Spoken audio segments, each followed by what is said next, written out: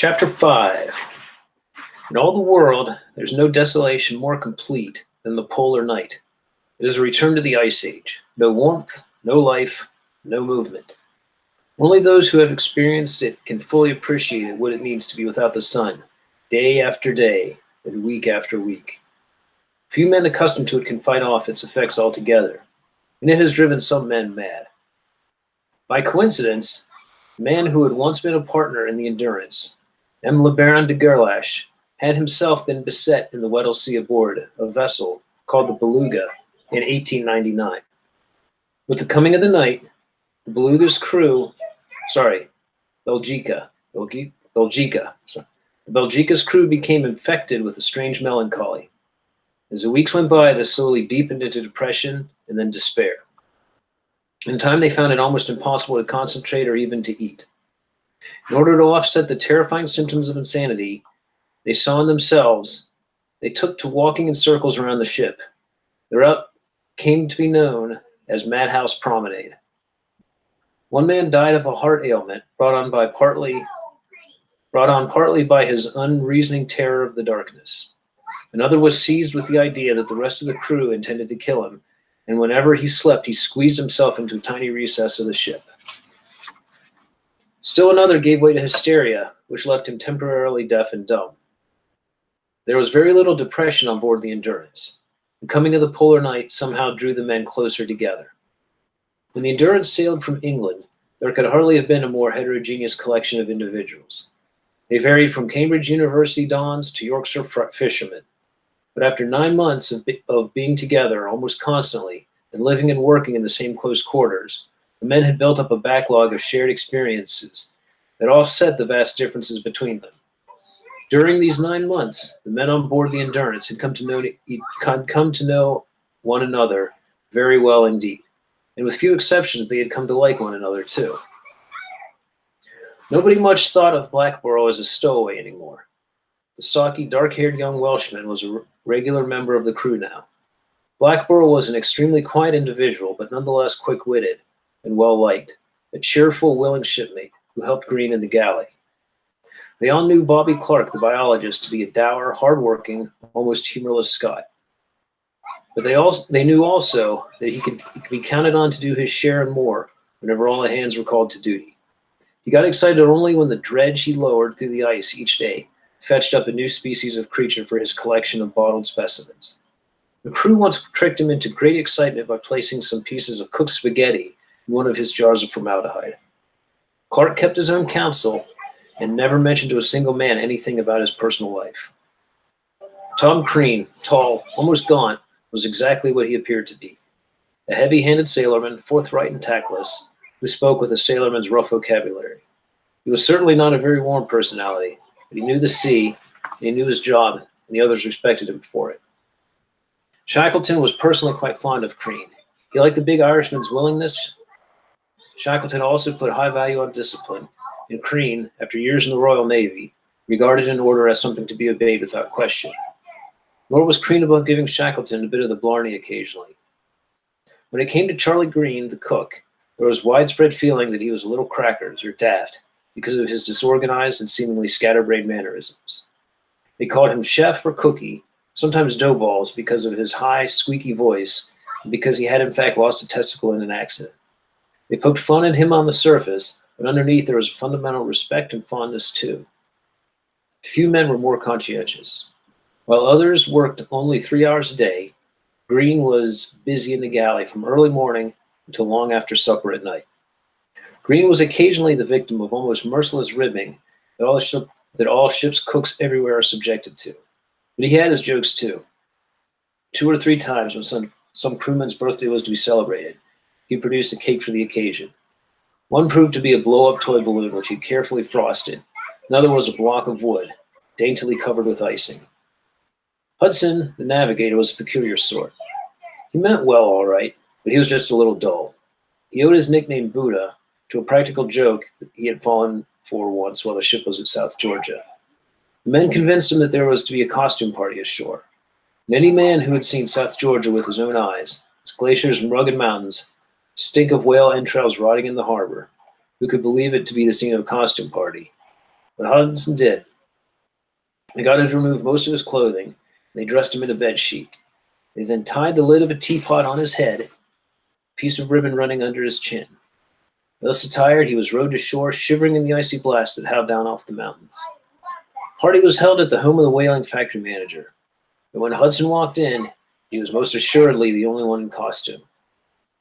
In any practical joke such as this, the men knew that the one to look for was Leonard Hussey, the meteorologist.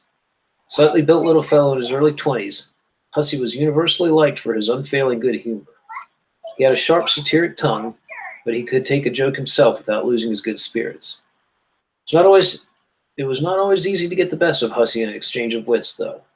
They liked him too because he played the zither banjo, and he was willing to strike up a tune whenever anybody wanted to sing.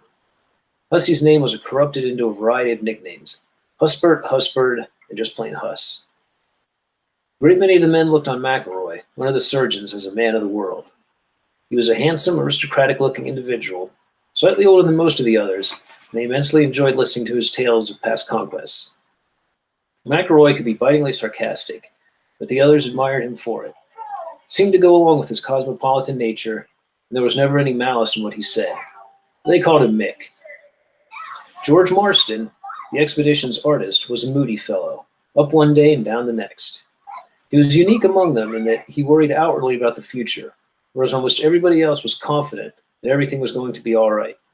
But Marston, whenever he was feeling downcast, would brood over his wife and children at home. His attitude was not improved by Shackleton's obvious and increasingly dislike for him. It was one of those inexplicable things. Perhaps Marston's uneasiness itself was at fault. Shackleton seemed to fear this attitude would spread to the other men. But apart from his changeable nature and the fact that he was not overly eager to turn out for work, Marston was well liked by most. Among the forecastle hands, the seamen and the firemen, the only outstanding individual was John Vincent, the young, ambitious bully. He was quite short, but ruggedly built, much stronger than any other seaman. He sought to use his superior strength to dominate his shipmates by intimidation. He insisted on being served first at meal times so he could pick the best portion. When grog was issued, he always managed to get more than his share. The other seamen not only disliked him personally, they had very little respect for his abilities aboard the ship. Vincent had been in the Navy, but most of his experience at sea had been aboard trawlers in the North Sea. Unlike Howe, Bakewell, and McLeod, who had served for years aboard square riggers, Vincent had no previous experience in sail. Nevertheless, he had his eye on the vacant post of the boatswain, and he felt the best way to get it was to demonstrate a capacity for tyranny. After a time, the forecastle hands got fed up, and Howe, soft-spoken, agreeable, extremely competent little chap, went to Shackleton and complained. Shackleton immediately sent for Vincent. Though it's not known what Shackleton told him, Vincent's attitude was considerably less domineering after that. It was remarkable that there were not more cases of friction among the men, especially after the Antarctic night set in. Gathering darkness and the unpredictable weather limited their activities to an ever-constricting area around the ship. There was very little to occupy them, and they were in close contact with one another more than ever. But instead of getting on each other's nerves, the entire party seemed to become more close-knit. Early in the winter, George Marston and Frank Wild decided to give each other haircuts, as did I. Before they thought they had shaved off their head with the ship, before they were through, they had shaved off all their hair with the ship's barber clippers. The next evening, the fever had spread throughout the crew. Everyone, including Shackleton, had his hair trimmed down to the scalp. After that, there were many pranks. The following evening, Wild appeared for supper with his face buried in the neck of his jersey, revealing only the top of his shaved head, in which Marston had painted what Greenstreet described as an imbecilic-looking Johnny. And the next night, Wuzzles Worsley was put on trial for robbing a Presbyterian church of a trouser button out of the offertory bag and having to turn the same base in ignoble use. Proceedings were long and disorderly. Wild was the judge, James the prosecuting attorney, and Lord Lees the defense attorney. Greenstreet and McElroy gave testimony against the defendant. When Worsley promised to buy the judge a drink after the trial, Worsley charged the jury to find the defendant innocent. Nevertheless, Worsley was found guilty on the first ballot. Besides these spontaneous affairs, there was a regular series of social occasions. Each Saturday night, before the men turned in, A ration of grog was issued to all hands, followed by the toast, "To our sweethearts and wives." Invariably a chorus of voices added, "May they never meet." On Sunday evening, the men listened to music from the head-crank phonograph for an hour or two as they lay in their bunks or wrote in their diaries. But the playing of the phonograph was limited because of shortage of needles. 5,000 had been ordered in England, but Wilde, in sending off the requisition, had failed to specify the word gramophone. Only long after the ship sailed did Ord-Lees, the shopkeeper, discover they had 5,000 extra sewing needles and only a small package of the phonograph variety. And once each month, all hands gathered in the Ritz, and Frank Hurley, the photographer, delivered a lantern chat, a slide illustrated lecture on the places he'd visited: Australia, New Zealand, the Mawson Expedition.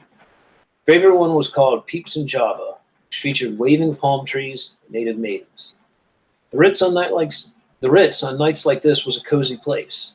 It had been a cargo area just below the main deck, and aft the crew's quarters in the forecastle. Then the stores and men traded places. Supplies were moved to the wardroom area in the deck house. The men took over the hold. The area was about 35 feet long and 25 feet wide. McNeish had erected partitions to form individual sleeping cubicles for the officers and scientists. The center was a long table with a paraffin burning lamp overhead. Here they ate their meals, wrote their diaries, played cards, and read. In one corner was a coal-burning stove, which kept the temperature inside quite comfortable. The Endurance's thick sides were excellent insulation. Outside, however, the weather was getting steadily worse. Late in May, the temperature dropped below zero and stayed there. During the first half of June, the average reading was 17 degrees below zero. But the scene from the deck of Endurance was often fantastically beautiful. In clear weather, if the moon was out, it swept in bold, high circles through the starlit skies for days on end, casting a soft, pale light over the floes. At other times, there were breathtaking displays, the aurora australis, the Antarctic equivalent of the northern lights. Incredible sunbursts of green and blue and silver shot up from the horizon into the blue-black sky, shimmering iridescent colors that glinted off the rock-hard ice below. But apart from the increasing cold, the weather remained remarkably stable and free from gales. Toward the middle of June, the blackest part of winter, a chance boast by Frank Hurley that he had the fastest team resulted in a dog derby. Even at high noon when the race was run, it was so dark the spectators at this Antarctic sweepstakes couldn't see the far end of the race course. Wilde's team won, but Hurley claimed that he was carrying more weight than Wilde and demanded a rematch. He later won when Shackleton, who was riding as a passenger in Wilde's sled, slipped off going around a turn and Wilde was disqualified. The following night, KG Dr. McElroy brought to light a pair of dice he had happened to find among his things. He first shook with Greenstreet to see who would buy champagne when they got home. Greenstreet lost. By the time several men had gathered around the table in the Ritz, and in subsequent rolls of the dice, the entire evening's entertainment was wagered. Wilde got stuck for buying dinner. McElroy himself lost the roll for the theater tickets. Hurley, the after-theater supper, and parsimonious Jock Wordy, the geologist, was committed to pay for the taxis home. They had a special celebration on Midwinter's Day, June 22nd. The Ritz was decked out with bunting and flags, and Hurley built a stage of sorts, which was lighted by a row of acetylene gas footlights. Everyone gathered for festivities at 8 p.m. Shackleton, as chairman, introduced the participants. Ord-Lees, the shopkeeper, was dressed as a Methodist minister, the Reverend Bubbling Love, and he exhorted his listeners against the wages of sin. James, as Herr Professor von Schoppenbaum, delivered a lengthy lecture on the calorie. Macklin recited a tropical verse he had written about Captain Nemo, the effervescent seafarer, who could have been no one but the effervescent Worsley. Greenstreet described the evening in his diary. I think I laughed most over Kerr, who dressed up as a tramp and sang Spigoni the Triador. He started several keys too high, and notwithstanding the accompaniment, Hussey, who was vainly whispering lower, lower, and playing a much lower key, he kept going until he lost the tune altogether. When he came to the word Spigoni, he had forgotten the word, so he came out with Stubersky, the Tirador, and he had completely forgotten the chorus. Simply, he sang, he shall die, he shall die, he shall die. It was killing, and we laughed until tears ran down our cheeks. McElroy dressed up as a Spanish girl, and a very wicked-looking one at that. Low evening dress, slit skirt, showing bare leg above her stocking tops. We gave the dance the Spaganol. Marston sang, Wild recited the wreck of the Hesperus. Hudson was a half-caste girl. Greenstreet was a red-nosed drunk. Rickinson was a London streetwalker. The evening ended at midnight, cold supper and a toast. Then everyone sang God Save the King. So the winter was half done. End of chapter 5.